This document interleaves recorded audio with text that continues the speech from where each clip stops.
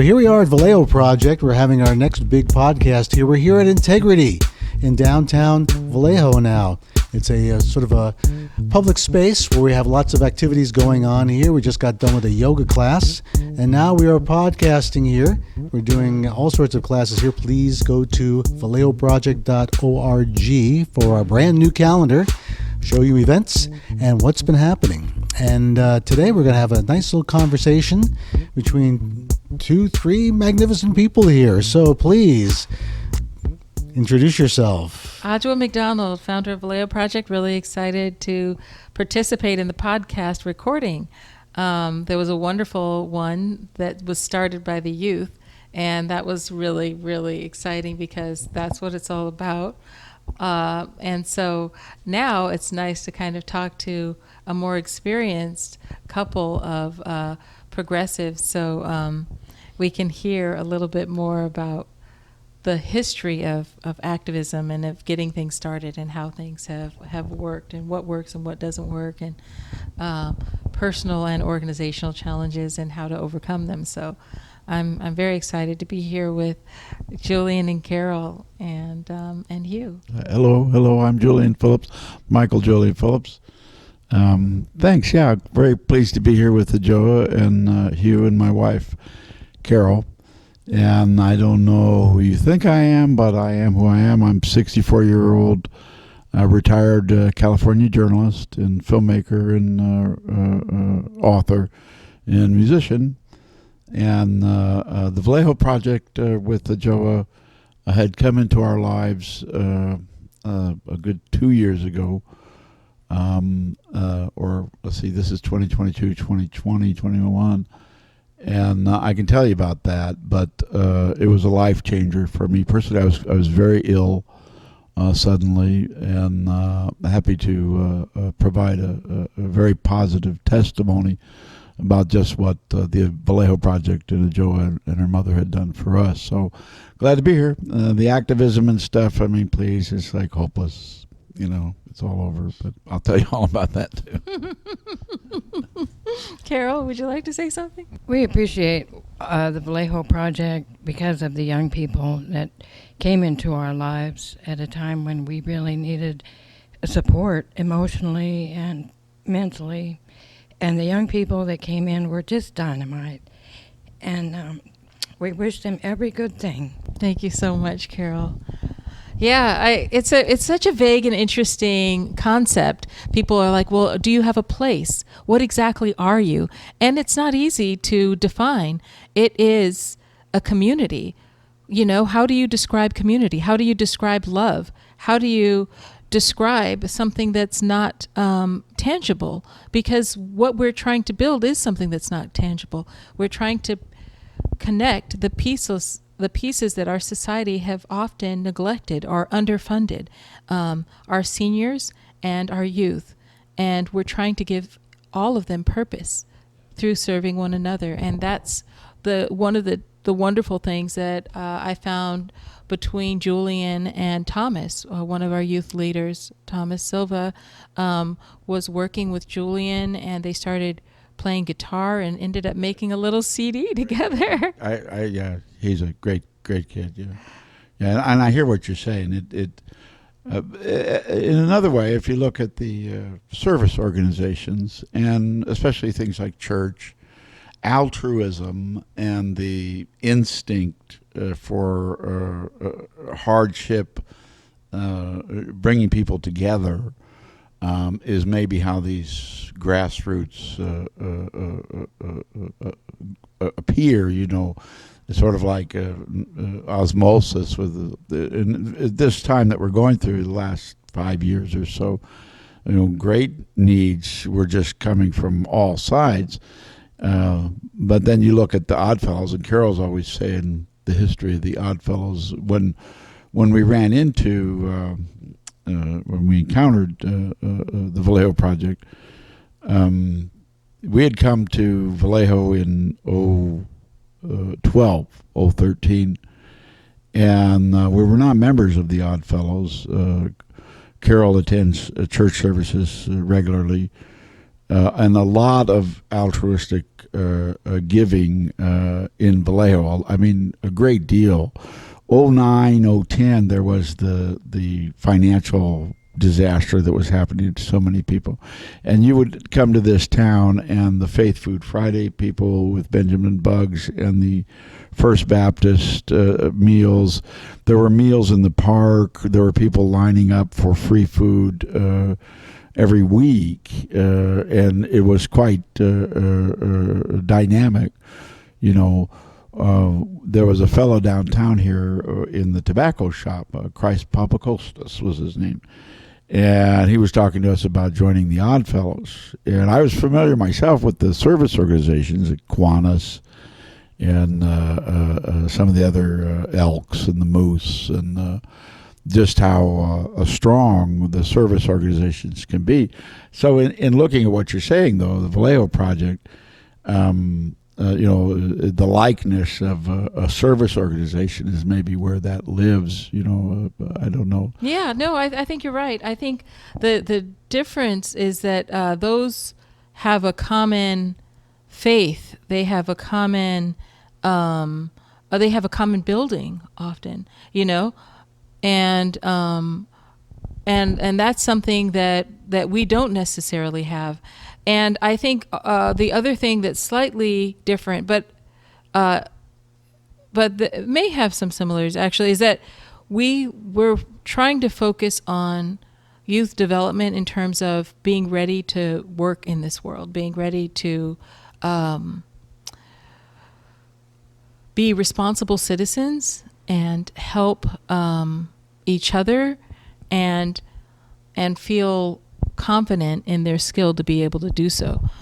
I know that for myself personally, when I was feeling very overwhelmed with the frailty of my mother's health, and so many things seemed to be happening at the same time, obligations as a teacher to so many needy students, the institution and organization and administration of the school that I was at seemed to be falling apart. So there was no place to get help for the students or the teachers who were suffering under their authority. And I thought I may not be able to help myself, but we might be able to help one another if we work together. And so that was part of, like, how can I build community that can help be company for my mom, be, a reflection for me, like a sister circle, someone I could give the mothers a break with watching their kids. They could give me a break. My husband can get a break. That we need each other, and that even though we may not be able to fully take care of ourselves independently, if we work together somehow or another, we might be able to make. I don't want to call anybody out, but almost every school that I've ever taught at, I found a very similar kind of pattern. Carol and I were talking about how the schools, logically, the shutting down, but you have these facilities with desks and windows and plumbing and stuff, that they are natural center for, we're experiencing a series of natural disasters, and so that organizations like yours, but the beginnings and stuff, really like activism and so on, like all the way back to, in my lifetime, the co-ops in the 70s and 80s were very commonplace. You'd get a bunch of college students together in downtown San Jose, and they'd purchase everything very low cost, the rice and beans and wheatgrass and sides of pork and venison, and then sell it at a low rate, and you had a co-op going, kind of internal communist instinct, and then a lot of service organizations before the Vallejo Project showed up or arose to power here. There was Fighting Back Partners. Well, that, and then there was, what was the name of that one that the gal was involved with? Vallejo Together, I guess, was Oh, one. yeah, absolutely. Maria, they did so much yeah. work for the homeless. Such beautiful. Well, they hearts did, minds, and yeah. like we had been part of them, and volunteerism, is what in your effort with like the younger people to prepare them for work. Like Silva's a good example. Young Thomas, now age 20, I guess. And, of course, you don't see, I didn't know him before this all went down, but he's got a grip on what he wants in life. He has the intelligence, which is innate. You can't create that. He's curious about what he can accomplish. He has an area that interests him, that he feels confident in, and building that confidence, Yes. especially because the world just beats us down. Isn't that the truth? Stay home, crawl under a rock, and don't do nothing. You'll be okay. That's my approach.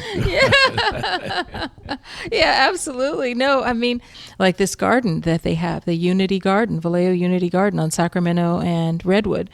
And they had an idea, they had some exposure, they were curious, and to get a little bit of support to actualize some of their visions, and to see them come alive with passion and gain support from other people and draw them in and move towards a project. Schools used to do that. That was what high school used to do. Would they financially support the development of your ideas? They've gone so far downhill with no money and all the problems that the schools are experiencing that doesn't happen anymore. Back in our day, when I was in high school in the 70s, there was a whole spectrum of really wonderful things I could take advantage of. That I think by this period, when the schools are suffering financial loss and social disorder, and the violence and the contention over the role of the high school and middle school, and then the extraordinary changes with the economy, the crime and violence, the environment, and then the spectrum of just awful things happening at the schools. Where I know school teachers, high school teachers, middle school teachers, and I've taught classes myself, and where they stopped funding them, so that the things that give Thomas and his friends the type of leg up that you're talking about. Our son, when he hated school. I mean, when he was little, or third grade, second grade, fourth grade, he had a couple of teachers. It's like a prison to a lot of these kids. But then when he moved into a private school, courtesy of his grandmother, paying some of the bills, and at some point he turned the corner and he just went for it. He wanted to get ahead. Beautiful. He was going to be a smart kid instead of a loser. And it's easy to slip back and say, so. Yeah, I agree with you. Creating that space to step aside and get some objectivity, a safe space for them to kind of take a break, and then rejoin society, and there's no like rites of passage or anything like that. But from our research, we identified 4 pillars and kind of needs that seemed to be missing from the landscape of services here in Vallejo. So kind of that mindfulness, wellness space for young people, trades, a specific trades program. They are in the process of developing that now, but as we looked at the landscape, that did not exist. A place for all of the various students and their various cultures to be able to celebrate culture, to be able to learn about culture, to be able to engage deeply with the wonderful, rich cultures that are represented here, and art. Now, art, there are tons of, there's Obtainium, there's music, there's amazing places for art, but there wasn't a space for youth artists. So little did we know that Vallejo Teaching Artists was in the process of creating a youth space for art. So we've kind of blended ours to cultural arts, which we've expanded into communication. So now we have the 3 pillars of wellness, trades, and communication. And communication is,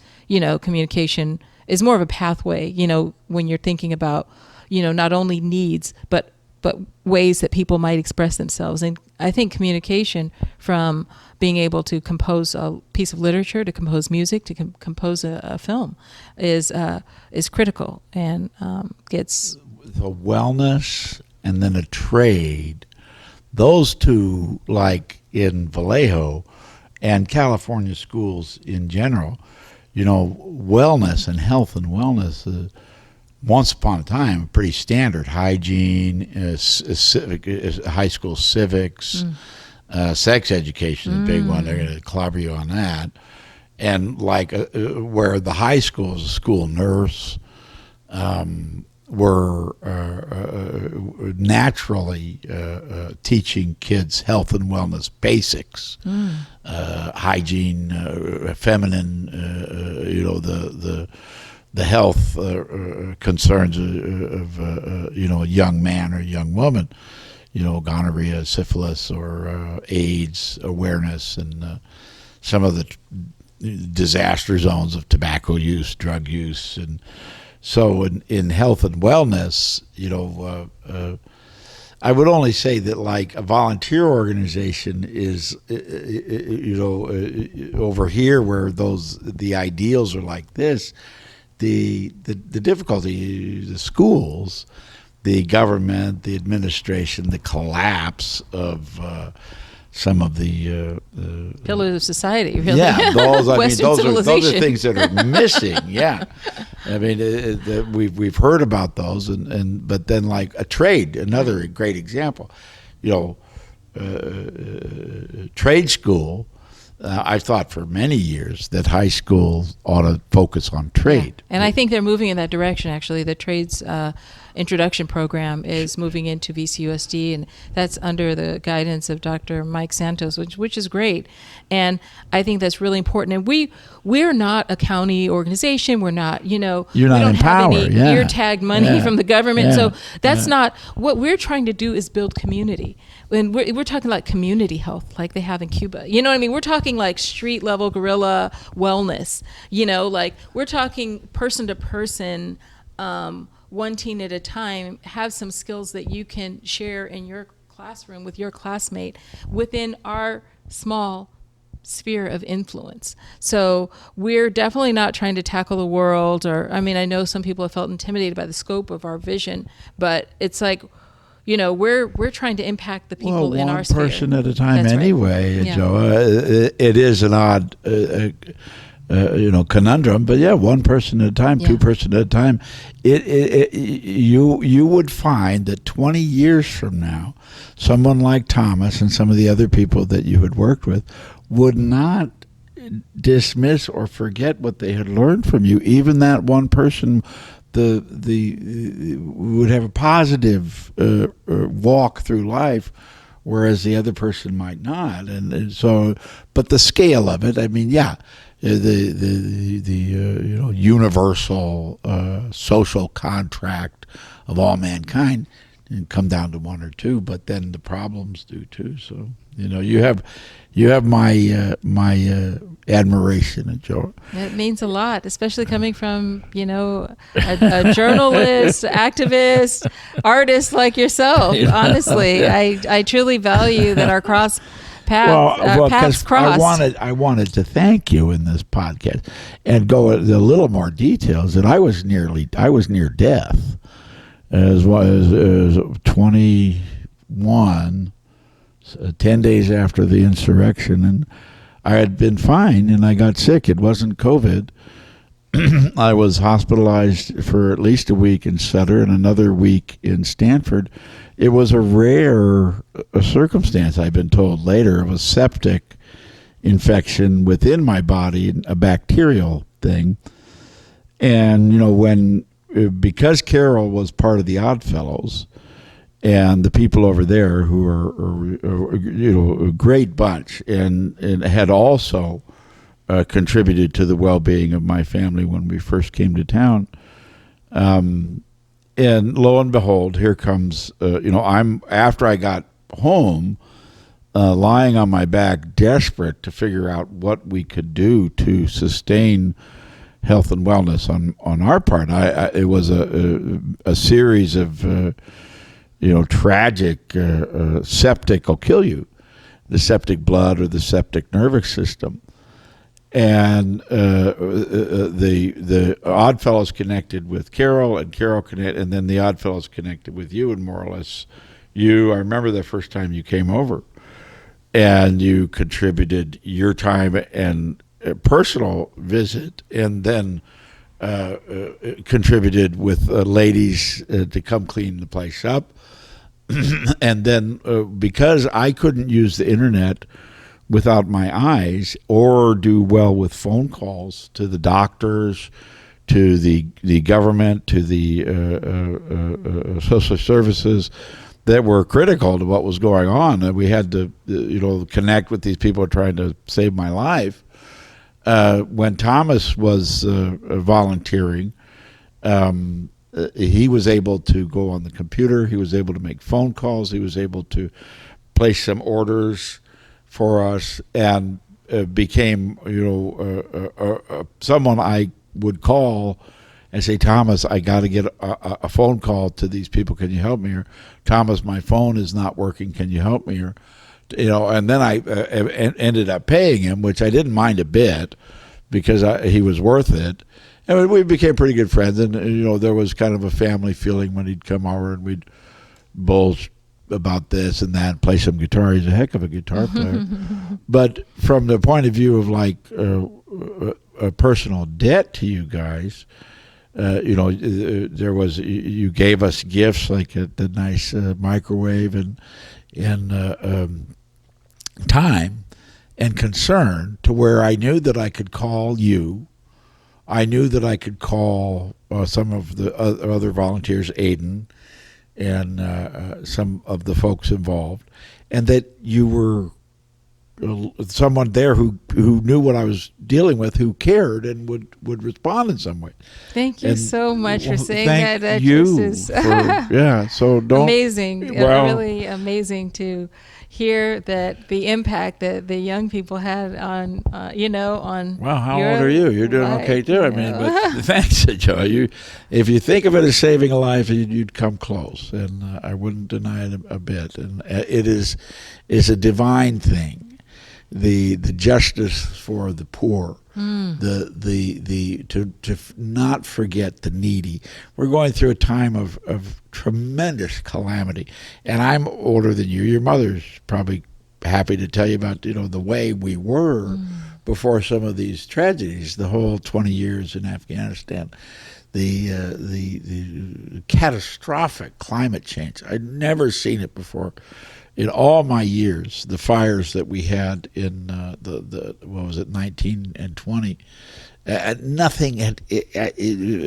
I've covered fires for the newspapers. Never saw anything remotely like those. They were gigantic infernos by comparison.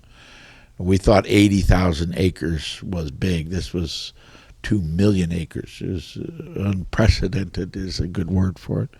So with all this happening, the increase of the homeless, and then the crime, the guns, the OxyContin plague. And so your tiny little bunch, one at a time, you say, you know who you remind me of? Is Kamala Harris. When I think of you, I think of Kamala Harris. Oh, wow. Okay, I'm done. Okay. Thank you so much. Yeah, it really has been helping me not feel powerless and enraged to try and do something, to put my energy into trying to garden. And that was another gift when Carol would come to the garden meetings and come out and work. We could use your help with the garden, on Sacramento Street. She knows a lot about gardening and, brought up some grants that we applied for. It's been challenging keeping on top of things, but we have a little bit more help more consistently, and we're trying to get more students tied in. I think another benefit of Vallejo Project is that we have relationships with like Cal Maritime, Berkeley, Turo, and the high school, so that high school students are being wrapped around by these other young people who have a little bit more advantage, a little bit more privilege, a little bit more exposure, experience, or having found a way to stabilize themselves on some level and can help help talk hope into their lives, you know. So well, this has been a blessing to talk about this, and I'm so glad Hugh's joined our board of directors, and we're having a board of directors meeting at 7 p.m. So I'm glad that you're making us wrap this up. So that, pleasure to work with you too, Hugh, Mr. Kinnenborough. Yes, the filmmaker extraordinaire, artist all around, coordinator and master planner. You guys need grants. You guys need big, we fat need some money.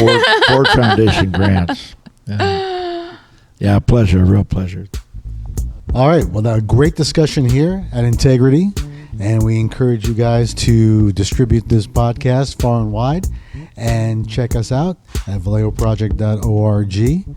And like the gang said here, send us some grants. Thank you.